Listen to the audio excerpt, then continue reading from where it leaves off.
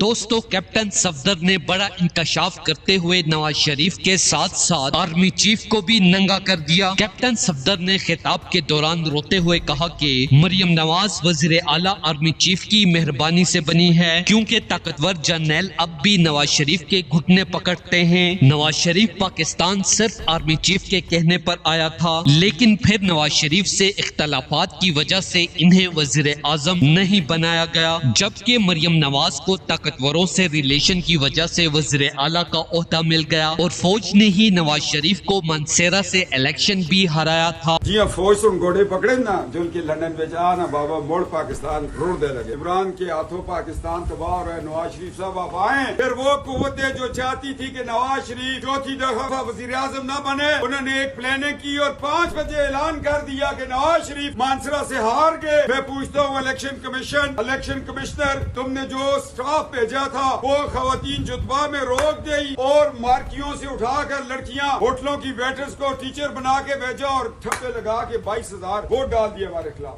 मगर election commission क्या करे? 47 से लेकर आज तक इलेक्शन कमीशन का फेलियर है। इन्होंने इस हवाले से न्यूट्रल्स को आईना दिखा दिया है। एक बार फिर से चोरों को NRO मिल गया है, जिसकी वजह से इमरान खान शदीद गुस्से में आ गए हैं। इस हवाले से इमरान खान का बड़ा बयान मुलाहजा करें। ऑडियो लीक्स में और भी कुछ आ रहा है।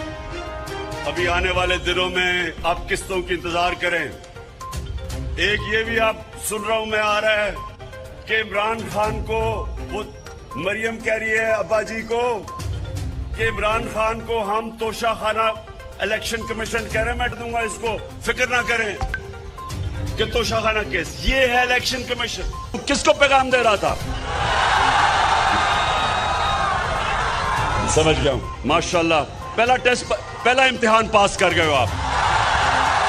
तो इस वीडियो को दिल से लाइक कीजिए। दोस्तों, इस बारे में अपनी राय का इजहार कमेंट सेक्शन में दें। वीडियो अच्छी लगे तो लाइक करें और इस चैनल को सब्सक्राइब करें।